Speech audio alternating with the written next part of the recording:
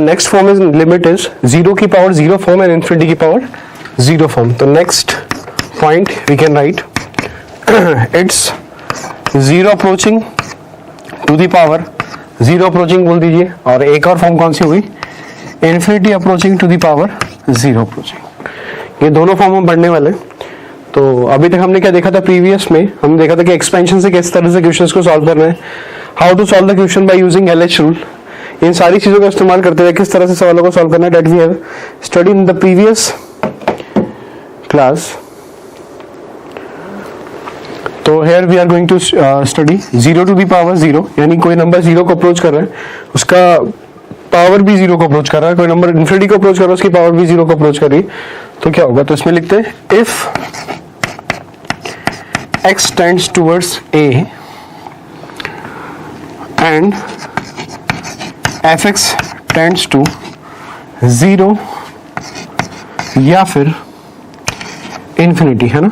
जब x a को tend कर रहा होगा तो fx को टेंड कर रहा होगा, या तो 0 को टेंड कर रहा होगा या फिर इंफिनिटी को टेंड कर रहा होगा.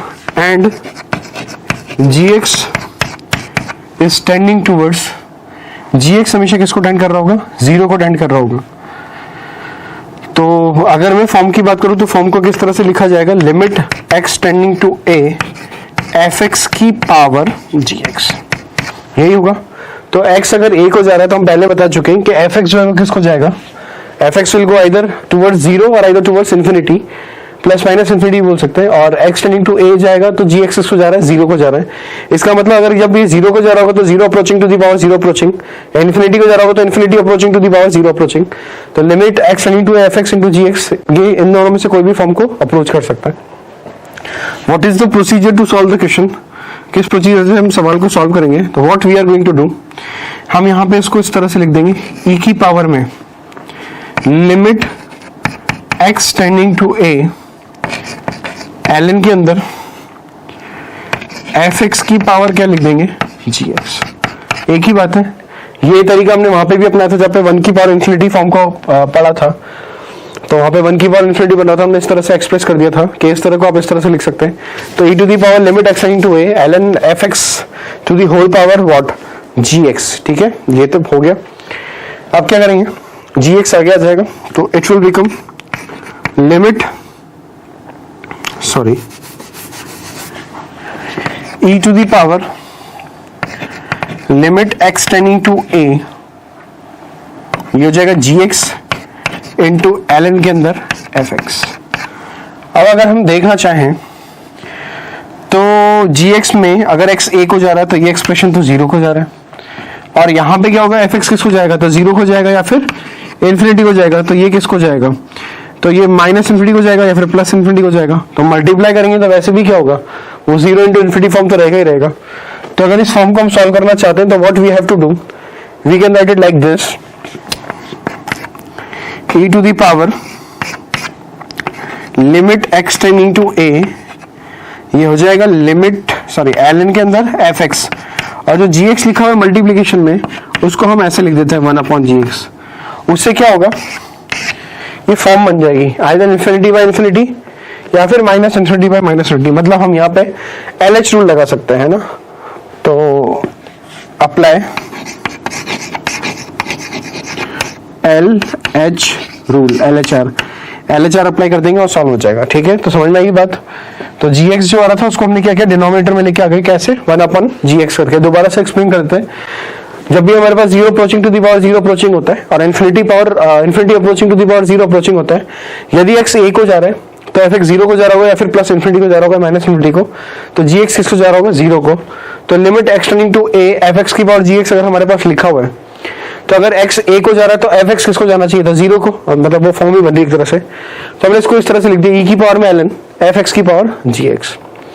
अब x a को जा रहा है तो fx क्या जाएगा, हमने क्या किया, सबसे पहले सॉल्व करने से पहले gx को आगे लिया है. तो gx तो x a को जा रहा है तो gx 0 को जाएगा, और ln के अंदर fx लिखा हुआ है.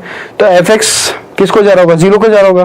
तो ln 0 किसको जा रहा होगा, प्लस इंफिनिटी को, और इंफिनिटी डालोगे तो ln 0 माइनस इंफिनिटी को जा रहा होगा, तो इंफिनिटी जा रहा होगा तो प्लस इंफिनिटी को जा रहा होगा. ठीक है, तो हमने क्या किया, जी एक्स को नीचे लिख दिया, इट्स 1 अपॉन जी एक्स, तो limit extending to A ln fx upon 1 upon G X, तो यहाँ पे क्या होगा, इन्फिनिटी बाय इन्फिनिटी फॉर्म बन जाएगा, या minus infinity bye minus infinity. तो हम यहाँ पे एल ऑपिटल रूल लगा लेते हैं। एल ऑपिटल रूल में हमने क्या बताया था, एलएच रूल में, एलएच रूल में ये बताया था कि कोई भी दो फंक्शन आ रहे हैं F X upon G X, either they are converting into 0 by 0 form, either infinity by infinity या माइनस इन्फिनिटी बाय इन्फिनिटी।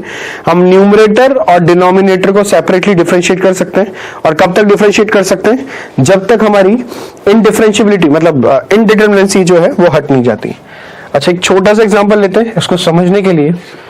छोटा सा एग्जांपल क्या होगा, लिसन, एग्जांपल इज, मान लीजिए हमारे पास लिखा हुआ है limit x tending to 0 plus x to the power x, this is a question, limit x tending to 0 plus x to the power x, ये हमारे पास लिखा हुआ है। तो यहां पे अगर हम देखना चाहें तो again this is approaching 0 approaching to the power 0 approaching, क्योंकि नंबर 0 को अप्रोच कर रहा है राइट हैंड साइड से, 0 प्लस लिखा हुआ है इसलिए। तो फिर हमने क्या किया, इसको सॉल्व करने के लिए we have written like this, e to the power में limit x tending to 0 plus, और ये हो जाएगा ln के अंदर x to the power x, तो it will become e to the power, यहां पे क्या होगा, x बाहर आ जाएगा पावर से, तो 0 plus into x into ln x। अभी तक हम वही प्रोसीजर फॉलो कर रहे हैं जो हमने यहाँ पे देखा है। यहाँ पे एफ एक्स का काम कर रहा है, ln के अंदर जो लिखा हुआ है x, और जी एक्स का काम ये x ही कर रहा है। तो हम इसको इस तरह से लिख सकते हैं, e की पावर में limit x tending to 0 plus, ये 0 प्लस हो गया, ये कितना हो जाएगा, ln के अंदर x हो गया, अपॉन x की जगह कितना लिख सकते हैं, 1/x, ये हो गया। अगर हम फॉर्म चेक करना चाहें तो डिजायर्ड फॉर्म में हम डिफरेंशिएट कर सकते हैं ऊपर नीचे, तो ये हो जाएगा अपने पास e की power limit x tending to 0 plus ln x का डिफरेंशिएशन होना है 1/x, और 1/x का डिफरेंशिएशन कितना हो जाएगा, माइनस 1/x स्क्वायर। तो ये तो हो गया आपके पास e की पावर में limit x tending to 0 plus, ये हो गया माइनस x। अगर x 0 को जा रहा है तो e की पावर 0 किसको जाएगा, 1, यानी हमें एक लिमिट पता लगी, हम उसको याद भी रखेंगे, limit x tending to 0 plus, अगर x की पावर x लिखा हुआ है तो इसका वैल्यू किसके बराबर आता है, 1 के बराबर आता है। Limit x tending to 0 plus x की पावर x का वैल्यू जो है वो किसके बराबर आता है, 1 के बराबर आता है। Let's solve one more question.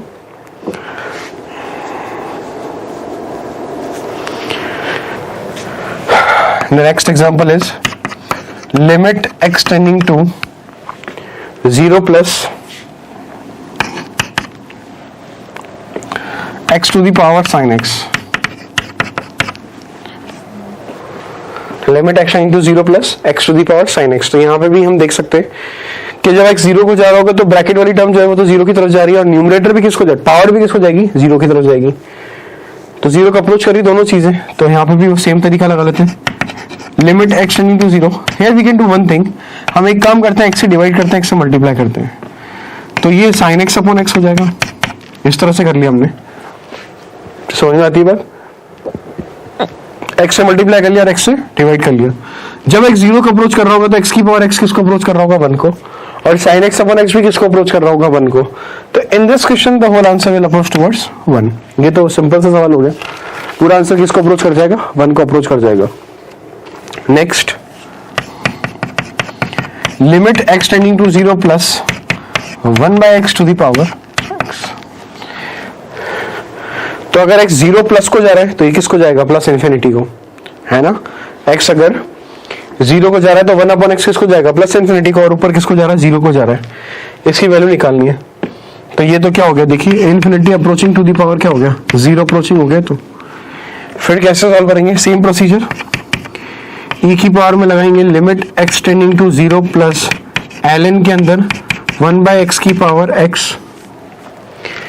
ये कितना हो जाएगा, यहां से e की पावर में limit x tending to 0 plus, ये हो जाएगा x इंटू ln के अंदर कितना हो गया, 1/x, and that is equal to e की power x tending to 0 plus, ये हो जाएगा ln के अंदर 1/x, और ये भी कितना हो गया, 1/x।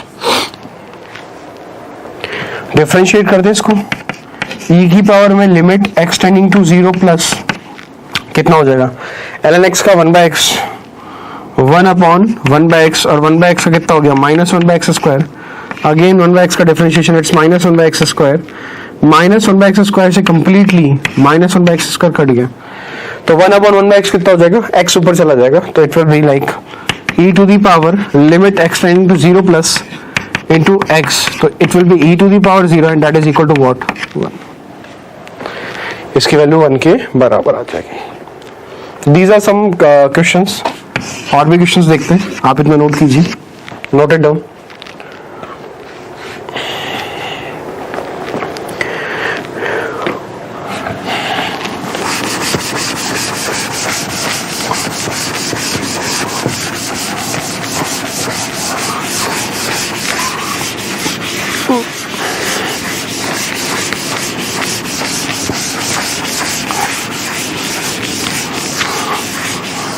Next is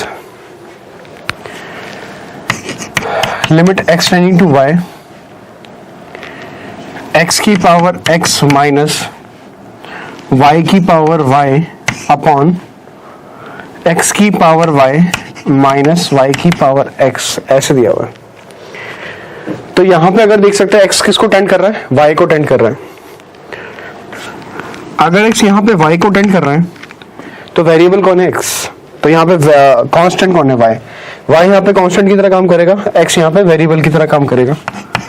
समझ रहे हैं, जो चीज टेंड कर रही है, x टेंड कर रहा है तो ये तो वेरिएबल है और y कैसा है, कांस्टेंट।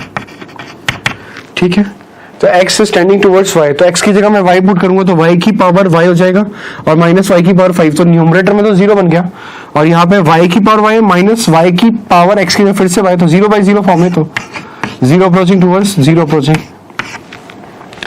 क्या करें इसमें, डिफरेंशिएट कर लें, डिफरेंशिएट करेंगे तो कितना हो जाएगा, limit x tending to y। ये सवाल इसलिए करवाया जा रहा है ताकि कंफ्यूजन ना हो, what is variable and what is constant. तो x is tending towards y, then x will act as a variable and y will act as a constant. तो x की पावर x का डिफरेंशिएशन क्या होगा, x की power x into 1 plus ln x। ये कैसा है, लॉग लेके कर सकते हैं आप अलग से, y बराबर x की पावर x का डिफरेंशिएशन करेंगे तो लॉग लेंगे दोनों तरफ और डिफरेंशिएट कर देंगे तो ये आ जाएगा। और यू शुड मेमोराइज इट, आपको याद भी होना चाहिए कि d/dx ऑफ x की power x that is equal to x की power x into 1 plus ln x। ठीक है, यू शुड मेमोराइज इट। तो ये हो गया x की power x into 1 plus ln x minus y की पावर y, तो कांस्टेंट की पावर कांस्टेंट का डिफरेंशिएशन तो 0 हो जाएगा। नीचे x की पावर y का डिफरेंशिएशन, तो ये तो क्या होगा, वेरिएबल की पावर कांस्टेंट, तो इसका डिफरेंशिएशन कैसे होगा, पावर आगे आएगी और बेस की पावर -1 माइनस y की पावर x का डिफरेंशिएशन क्या होगा, यानी कांस्टेंट की पावर वेरिएबल, यानी y की पावर x इनटू ये कितना हो जाएगा, ln y हो जाएगा। अब क्या हो रहा है, what we can do here, x की जगह y पुट कर दो, और क्या, x की जगह अगर मैं y पुट करूंगा तो मुझे मिलेगा y की power y into 1 plus ln y। यहाँ पे y की जगह x की जगह y पुट करूंगा तो y की power y minus 1 into y, तो ये y की पावर y हो जाएगा माइनस y की power y into ln y। तो लिमिट तो खत्म होगी, कोई फॉर्म बनी नहीं थी, तो ये जगह y की power y into 1 plus ln का y, आप और नीचे कितना है, y की पावर y कॉमन लूंगा और ये कितना हो जाएगा 1 माइनस ln y, y की पावर y से y की पावर y कैंसिल हो गया। 1 को क्या लिख सकते हैं, ln e, प्लस ये कितना हो जाएगा ln y, अगेन डिनोमिनेटर में 1 को ln e लिख लेंगे माइनस ln y। ठीक है, तो कितना हो जाएगा, ऊपर तो हो जाएगा ln e y अपॉन नीचे कितना हो जाएगा ln e by y। This is the answer, this is the answer of the whole question. ठीक है,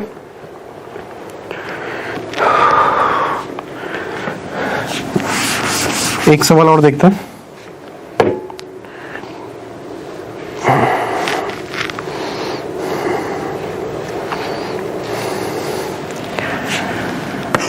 limit x tending to 0 plus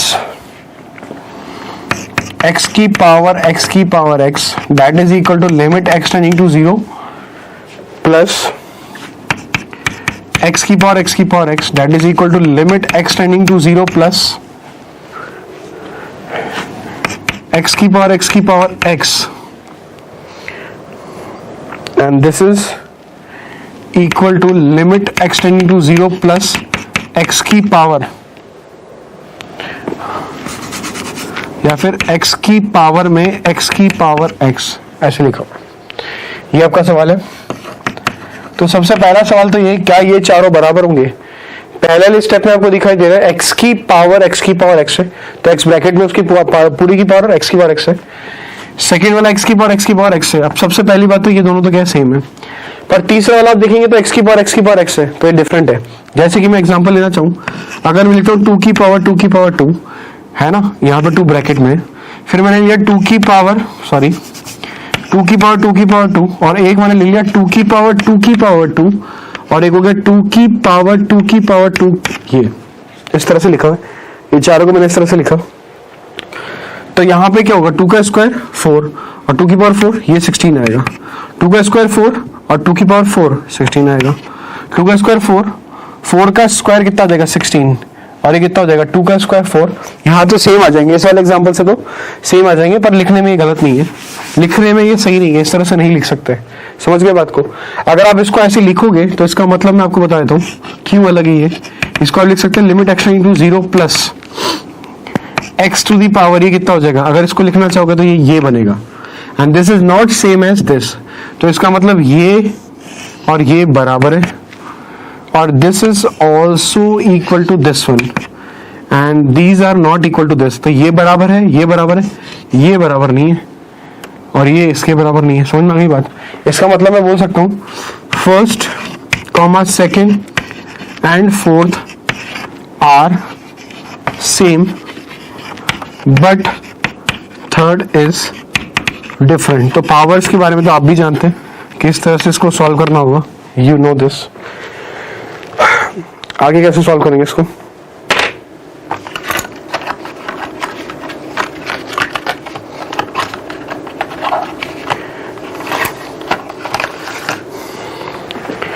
first second और फोर्थ सेम है, तो सबसे पहले हम सॉल्व कर लेते हैं किसको, limit x tending to 0 plus x to the power x को। तो यहां पे क्या होगा, पहले वाले को सॉल्व कर लेते हैं, चाहे दूसरा हो चाहे चौथा हो, सबका आंसर सेम ही आएगा। x 0 का जा रहा है तो बेस में जो है वो क्या बन रहा है 0, और ऊपर जब x 0 को जा रहा है तो x की पावर x किसको जाएगा 1 को, तो 0 अप्रोचिंग टू दी पावर कुछ भी हो वो तो 0 के बराबर ही आएगा। फिर हम थर्ड पार्ट को सॉल्व कर लेते हैं, limit x tending to 0 plus, third part क्या लिखा हुआ है, x की पावर x की होल पावर x, तो इसको हम ऐसे भी लिख सकते हैं, limit x tending to 0 plus x की पावर क्या हो गया, ये x स्क्वायर हो गया। अब x 0 को जा रहा था तो 0 को जाएगा, और 0 की power 0 approaching to the power 0 approaching, तो ये तो कितना हो जाएगा, तो 1 के बराबर हो जाएगा। यहाँ पे ऐसे देखना चाहिए, इसको ऐसे ना देखें, इसको ऐसे रहने देते हैं, x की पावर x, तो ये किसको जा रहा है 1 को, और ये किसको जा रहा है 0 को, तो 1 की approaching to the power 0 approaching पे तो 1 के बराबर आ जाएगा। ठीक है, तो पावर से कंफ्यूजन नहीं होना चाहिए, बात ध्यान रखें।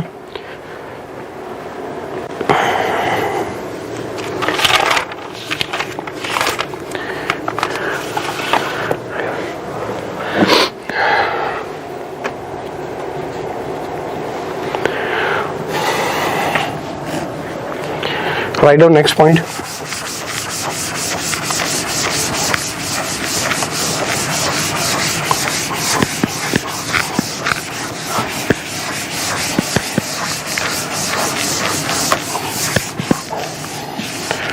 Next point is important concepts in limits. तो इंपॉर्टेंट कंसेप्ट में सबसे पहला पॉइंट जो मैं लिखने जा रहा हूं वो क्या है, if fx is greater than gx, अगर fx ग्राफ जो है वो gx से क्या है बड़ा, तो if fx is greater than gx, तो एक ग्राफ हम लोग बनाते हैं, मान लीजिए ये x एक्सिस इस तरह से, ये वैल्यूज कुछ इस तरह से जा रहा है, इसको हमने नाम दे दिया a, एक ग्राफ कुछ इस तरह से आ रहा है और वो ग्राफ कुछ इस तरह से निकल गया, एक ग्राफ नीचे से कहीं से आ रहा है इस तरह से और वो इस तरह से निकल गया। तो अगर इस ग्राफ को हम देखें तो ये ग्राफ हमारे पास fx का ग्राफ था, इधर भी जो पोर्शन था LHS पे वो भी fx का था, इधर जो है gx है और इधर भी जो है gx है। तो ये वाला complete graph, this complete graph is of fx and this complete graph of is of gx। ठीक है, फिर हमने एक बात बोली कि दोनों ग्राफ एक पर्टिकुलर वैल्यू को अप्रोच कर रहे हैं, उस पर्टिकुलर वैल्यू को नाम दे दिया मैंने b। This particular value is b, यानी both the graphs are approaching towards same value that is b।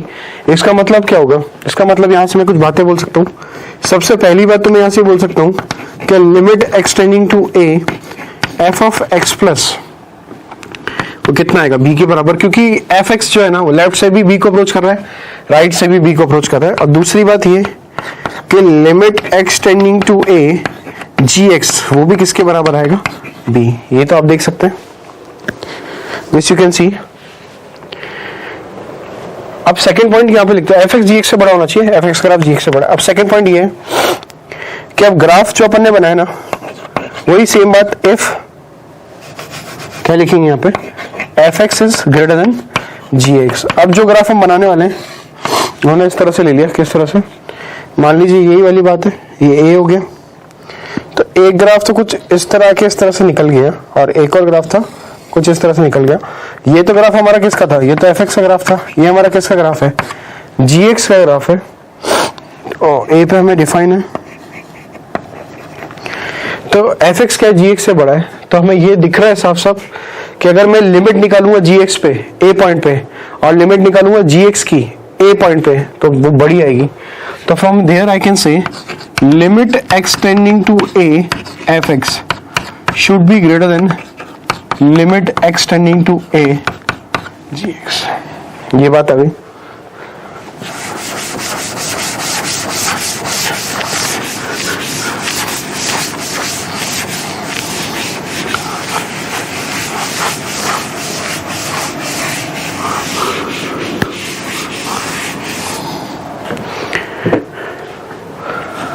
तो यहाँ पे दो केस हो रहे हैं। अगर fx का ग्राफ gx से बड़ा है तो पहली पॉसिबिलिटी ये हो सकती है कि दोनों की लिमिटिंग वैल्यू क्या आ जाए? सेम आ जाए, जो कि पहला केस है। और अगर fx gx से बड़ा है तो दूसरी बात ये हो सकती है कि fx कंप्लीटली ऊपर हो gx से, तो उस केस में लिमिट क्या आएगी? बड़ी आएगी। यानी मैं आपसे कह सकता हूँ, तीसरा पॉइंट लगा कि ये कह सकते हैं कि अगर fx is greater than gx then limit extending to a fx should be greater than equal to limit x tending to a क्या होना चाहिए? gx के बराबर होना चाहिए। If at x is equal to a limit of fx and gx exist, अगर उनकी limit क्या करती है? एग्जिस्ट करती है, तब तो ऐसा होगा। तो स्टेटमेंट को याद रखेंगे। चौथी बात ये कि इफ नहीं लेट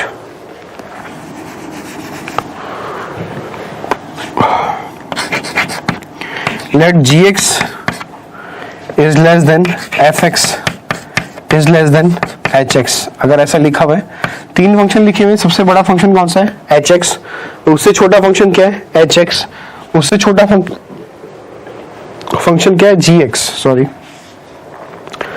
एंड और क्या क्या गिवन है?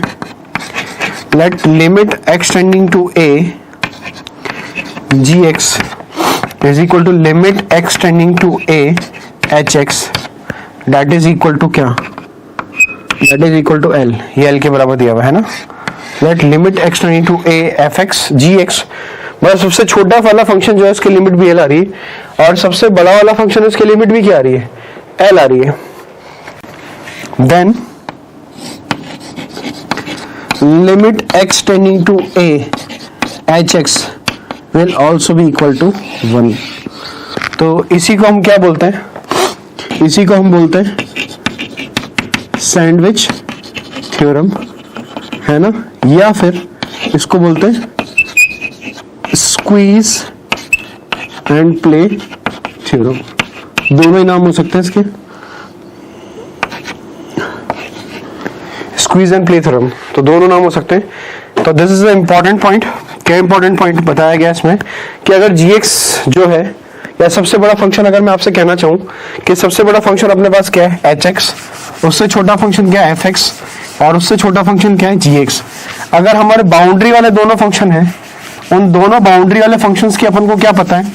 लिमिट पता है, और वो l के बराबर आ रही है, तो डेफिनेटली जो बीच वाला फंक्शन है उसकी भी लिमिटिंग वैल्यू कितनी आएगी? l के बराबर ही आएगी। आप ग्राफ बना के देखिए, आपको पता लग जाएगा। समझ में आ गई बात? This is sandwich theorem and squeeze and play theorem भी बोलते हैं इसको।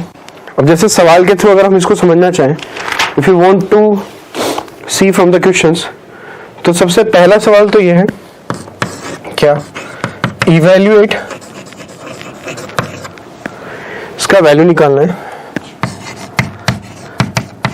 Limit n tending to infinity, it's n upon n square plus 1 plus n upon n square plus 2 से लेके n upon n square plus 5n तक। We have to calculate this value, evaluate limit n tending to infinity n upon n square plus 1 n upon n square plus 2 से लेके n upon n square plus 5n, इसका value हम calculate करना चाहते हैं। तो हमें क्या करना पड़ेगा, let us suppose this function is fn, let fn is equals to क्या हो जाएगा, limit n tending to infinity n upon n square plus 1 n upon n square plus 2 से लेके n upon n square plus 5n। Statement को क्या मान लिया, इस स्टेटमेंट को हमने fn मान लिया, fx की जगह fn मान लिया, क्योंकि फंक्शन पूरा का पूरा किस में दिया हुआ है, n में दिया हुआ है, तो इसको अपने fn मान लिया। अब हमें दो फंक्शन चूज करने पड़ेंगे, एक तो gn चूज करना पड़ेगा और hn चूज करना पड़ेगा। अच्छा, gn और hn क्या क्या है, gn जो है वो fn से क्या होना चाहिए, छोटा होना चाहिए। छोटा होना चाहिए इसका मतलब उसके डिनोमिनेटर में क्या होना चाहिए, मतलब इस तरह से हमें फंक्शन सोचना पड़ेगा कि gn जो है वो क्या है, fn से छोटा आ जाए। तो हमने ये फंक्शन लिया, limit n tending to infinity, it's क्या हो जाएगा यहां से, n upon n square plus 5n plus n upon n square plus 5n up to so on, last में भी कितना आ जाएगा, n upon n square plus 5n। ये लीजिए। अब ये कैसे सोचा, तो इसके लिए कोई परफेक्ट फॉर्मूला तो है नहीं जिससे अपन ये पता लगा सकते हैं, पर यहाँ पे देखिए denominator n square plus 1 n square plus 2 n square, अब इससे छोटा फंक्शन चाहिए था तो हमने 1 2 3 की जगह सबकी जगह 5n कर दिया, और 5n कर दिया सब जगह, उससे क्या हुआ कि ये फंक्शन जो है fn से क्या हो गया, छोटा। अगर बड़ा लेना है तो सब जगह 1 कर दो, limit n tending to infinity, this is easy problem, ये आराम से सोचा जा सकता है। यहाँ पे हो गया n upon n square plus 1, ये हो जाएगा n upon n square plus 1, और चलता जाएगा कहां तक, n upon n square plus 1 तक। हमने सब जगह 1 कर दिया, तो डेफिनेट सी बात है कि hn जो होगा fn से क्या आएगा, बड़ा आएगा। तो यहाँ पे एक चीज दिखाई दे रही है कि fn जो है वो क्या है, ग्रेटर देन तो gn है और लेस देन क्या है, hn। अच्छा, सबसे पहली बात है कि सैंडविच थ्योरम और स्क्वीज थ्योरम लगाने के लिए दोनों फंक्शन, एक बड़ा फंक्शन जो हमने अज्यूम किया और एक छोटा फंक्शन जो अज्यूम किया है, बड़े फंक्शन और छोटे फंक्शन दोनों की वैल्यू क्या आनी चाहिए, सेम आनी चाहिए। तो क्या हमने जो फंक्शन अज्यूम किया उनका लिमिटिंग वैल्यू सेम आ रहा है या नहीं आ रहा, वो भी हमें चेक करके देखना पड़ेगा। अगर दोनों का लिमिटिंग वैल्यू डिफरेंट आ रहा होगा तो इसका मतलब हमने गलत फंक्शन अज्यूम किया। तो सबसे पहले दोनों फंक्शन का हम लिमिटिंग वैल्यू निकालेंगे। सबसे पहले निकालते हैं limit n tending to infinity g of n हम निकालते हैं। तो limit n tending to infinity g of n निकालना है, तो limit n tending to infinity, ये हो गया सब, और n tending to infinity gn निकालना है। तो gn तो क्या है, ये रहा। अच्छा, टोटल टर्म्स कितनी आ रही है, सारी टर्म्स सेम है, टर्म्स कितनी आ रही, टोटल टर्म्स काउंट करनी पड़ेगी। N square plus 1 n square plus 2 n square plus 3 से लेके कहां तक जा रहा है, एन स्क्वायर प्लस 5n तक, यानी टोटल हमारे पास 5n टर्म्स आ रही है। और यहाँ पे gn में सारी टर्म्स कैसी है, सेम है। तो 5n, और जो टर्म बन रही है वो कितनी बन रही है, n upon n square plus 5n बन रही है। ये हो गया। इसको जब हम कैलकुलेट करेंगे तो it will be limit n tending to infinity, it's 5n square upon n square plus 5n, तो इट विल बिकम, अब इसको सॉल्व कर लेना।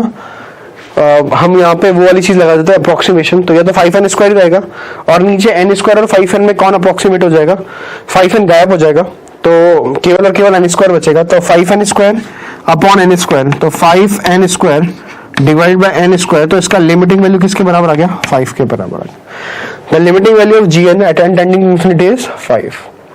फिर हम निकाल लेते हैं hn का लिमिटिंग वैल्यू भी निकाल लेते हैं। hn का लिमिटिंग वैल्यू क्या आएगा,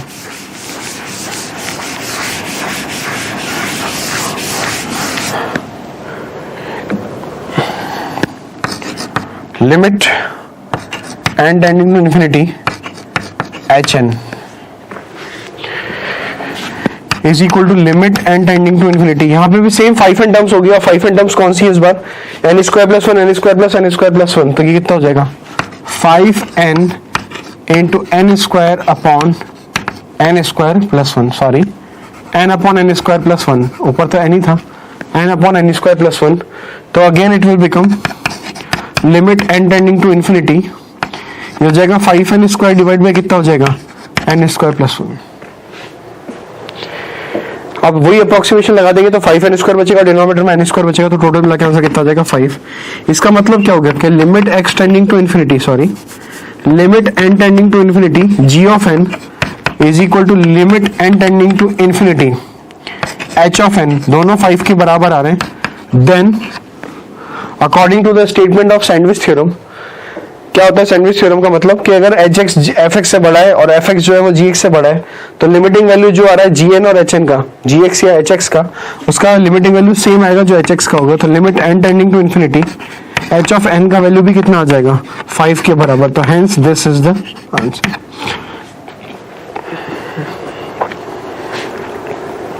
अच्छा, किसी के मन में एक थ्योरी चल रही होगी कि from where we have got the function, ये हमें फंक्शन कैसे पता लगे, तो ये सब प्रैक्टिस से आता है। और दूसरी बात ये है कि ऐसा कोई फॉर्मूला नहीं है कि वो फॉर्मूला लगा के हम ये सोचना शुरू कर दें कि ये फंक्शन सोचा कैसे जा सकता है। तो ठीक है, there is no such formula to find that type of function. ठीक है, note it down, we will do one more question.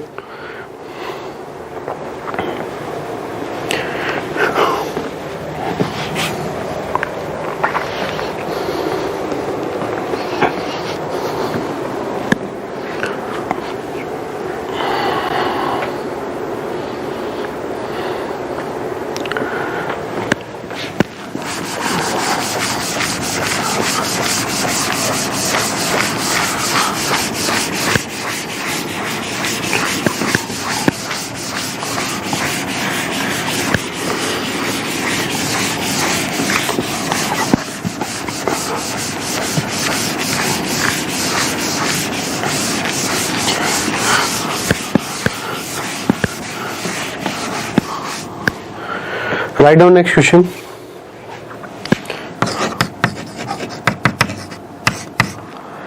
Evaluate. क्या evaluate करना है? Limit n tending to infinity. Its greatest integer of 1 square into x plus greatest integer of 2 square x plus greatest integer of 3 square x से लेके कहाँ तक plus greatest integer of n square x divided by ये हो जाएगा n cube. x जो है वो 0 के बराबर नहीं है, हमें इसकी वैल्यू कैलकुलेट करनी है। तो what we are going to do, we will use the concept of that sandwich theorem, इससे छोटा वाला फंक्शन से बड़ा वाला फंक्शन। अच्छा, सबसे पहली बात तो ये हमें पता है कि ग्रेटेस्ट इंटीजर फंक्शन जो है वो लेस देन क्या होता है, मतलब ग्रेटर देन होता है x minus one, less than equal to होता है x। That we have studied in the topic function. नहीं पढ़ा हुआ है तो अभी देख लीजिए। ग्रेटेस्ट इंटीजर फंक्शन जो है उसका वैल्यू x माइनस वन से तो बड़ा आता है और x से छोटा आता है, बराबर आता है। लेट अस सपोज मैंने 1.2 ले लिया, तो 1.2 माइनस वन कितना होगा 0.2। 1.2 का ग्रेटेस्ट इंटीजर 1 आएगा और 1.2 तो बराबर भी आ सकता है। इंटीजर के लिए इक्वलिटी होल्ड कर जाएगी, है ना, less than equal to x लिखा हुआ है ना, तो इंटीजर के केस में क्या हो जाएगी, इक्वलिटी होल्ड कर जाएगी। अच्छा, अगर मैं यहाँ पे डालना चाहूँ 1 स्क्वायर एक्स ग्रेटेस्ट इंटीजर में, तो यहाँ पे तो आपको मिलेगा 1 स्क्वायर एक्स माइनस वन, और यहाँ पे कितना मिल जाएगा 1 स्क्वायर एक्स। इस तरह से लिख सकते हैं। फिर अगला कितना हो जाएगा, 2 स्क्वायर एक्स डालेंगे तो 2 स्क्वायर एक्स माइनस वन से लेके ये हो जाएगा 2 स्क्वायर एक्स, और ये हो जाएगा 2 स्क्वायर एक्स। फिर हो जाएगा 3 स्क्वायर एक्स माइनस वन से लेके 3 स्क्वायर एक्स, ये कहां से कहां तक जाएगा,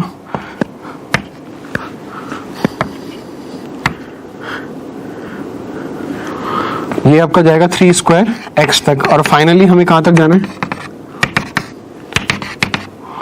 we have to go till n square x. तो ये हो जाएगा n square x minus one से लेके greatest integer of n square x और ये हो जाएगा n स्क्वायर x। अब हमें क्या चाहिए, हमने सारी इक्वेशंस को ऐड कर दिया। Let us suppose we have added all the equations. अभी इसको भूल जाओ, ये सवाल क्या चल रहा है इसको भूल जाओ। What we are going to do, we are adding all the equations, है ना, सारी इनइक्वालिटीज को हम लोग ऐड कर देते हैं। अगर सारी इनइक्वालिटीज को ऐड करेंगे तो what we will be getting 1 square x minus 1 plus 2 square x minus 1 से लेके finally it is n square x minus 1, ये मिलेगा is less then.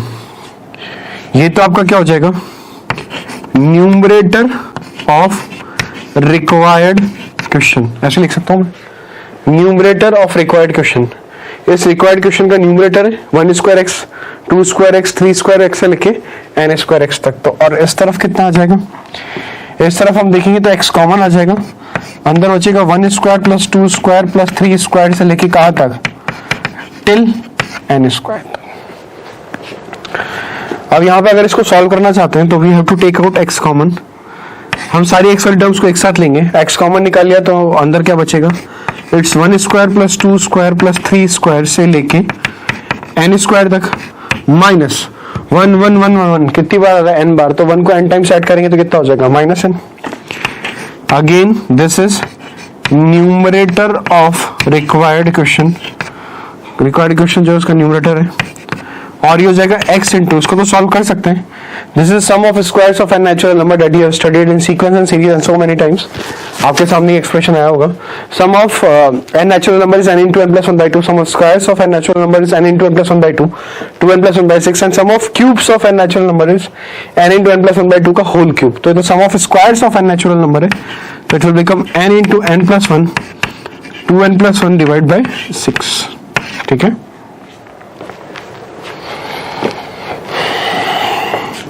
Again it will become x, यहाँ पे भी क्या हो जाएगा, n into n plus 1 2n plus 1 divide by कितना हो जाएगा 6 माइनस n, ये हो जाएगा again numerator of required question, हो जाएगा x n into n plus 1 2n plus 1 divide by 6। अब हमने क्या किया, पूरे एक्सप्रेशन में ये न्यूमरेटर तो था ही सही, और पूरे एक्सप्रेशन में किससे डिवाइड कर दिया, n क्यूब से। तो अगर मैं पूरे एक्सप्रेशन में n क्यूब से डिवाइड कर दूंगा तो ये हो जाएगा x n क्यूब। अच्छा डिवाइड करना है, तो डिवाइड करना है तो कितना हो जाएगा, x into n into n plus 1 into n plus 2, sorry n into n plus 1 2n plus 1 divide by 6n cube, और माइनस ये कितना हो जाएगा 1 अपॉन n स्क्वायर, और इज लेस देन ये आपके पास हो जाएगा 1 square x plus 2 square x से लेके n square x divide by क्या हो जाएगा, n क्यूब, ठीक है। Again here we are dividing with n cube, तो हो जाएगा x into n plus 1 2n plus 1 divide by कितना हो जाएगा, n क्यूब। आप पूरे पे लिमिट लगा दो, लिमिट भी क्या लगानी है, n टेंडिंग टू इन्फिनिटी। तो अगर लिमिट लगाएंगे n टेंडिंग टू इन्फिनिटी तो 1 अपॉन n स्क्वायर तो क्या होगा 0। Here what we are going to do, we are taking out n common, यहां से भी n कॉमन, यहां से भी n कॉमन, यहां से भी n कॉमन, तो n कितना हो जाएगा, n क्यूब। तो पूरा एक्सप्रेशन से n क्यूब बाहर आ गया, और ऊपर और नीचे से n क्यूब क्या हो जाएगा, कैंसिल हो जाएगा। तो हमारे पास अल्टीमेटली क्या बनने वाला है, यहाँ तो n कॉमन निकल गया तो 1 1 प्लस 1 बाय n तो 1 जाएगा, 2 प्लस 1 बाय n 2 बचेगा, तो it will become 2x by 6। यहां से यहां तक कैसा है, limit n tending to infinity लगा के, फिर ये कितना हो जाएगा, this is limit n tending to infinity, it is 1 square x से लेके n square x divide by कितना हो जाएगा, n क्यूब। और again here we are getting same thing, तो वो हमारे पास कितना हो जाएगा, 2x बाय 6 हो जाएगा, यानी 2x by 6 that is equal to what, x by 3। इसका लिमिटिंग वैल्यू भी x बाय 3 आ रहा है, और इसका लिमिटिंग वैल्यू भी कितना आ रहा है, x बाय 3। यानी डेफिनेटली जो क्वेश्चन हमारे पास था, इस वाले का भी लिमिटिंग वैल्यू जो आएगा वो किसके बराबर आएगा, x बाय 3 के बराबर आएगा। बात समझ में आ गई, इसका भी जो लिमिटिंग वैल्यू आएगा x बाय 3 के बराबर आएगा। यहाँ पे भी हमने क्या किया, सेम प्रोसेस अप्लाई किया। We have started the question with the property कि greatest integer of x is less than x minus 1, sorry greatest integer of x is greater than x minus 1 and it's less than equal to what x। फिर इसमें क्या किया हमने, पूरे expression के एक एक टर्म्स को बना के देखा, 1 स्क्वायर x 2 स्क्वायर x, इस तरह से we have created all the terms. फिर उसके बाद एक एक टर्म को सब्स्टिट्यूट किया, 1 square x 2 square x 3 square x, इस तरह से हमारे पास एक्सप्रेशन मिल गया and we have got the answer. Limiting में मतलब छोटे वाले फंक्शन की वैल्यू भी x/3 आ रही है और बड़े वाले फंक्शन की वैल्यू भी x/3 आ रही है। अगर ऐसा नहीं हो रहा होता कि छोटे वाले फंक्शन की भी x/3 आती है और बड़े वाले की भी x/3 आती, तो डेफिनेटली हम बीच वाला फंक्शन जो है that is 1 square x plus 2 square x से लेके n स्क्वायर x, इसका वैल्यू हम नहीं बोलते कि x/3 के बराबर आएगा। तो according to the statement of sandwich theorem we have told that the value will be like this. Okay, note it down.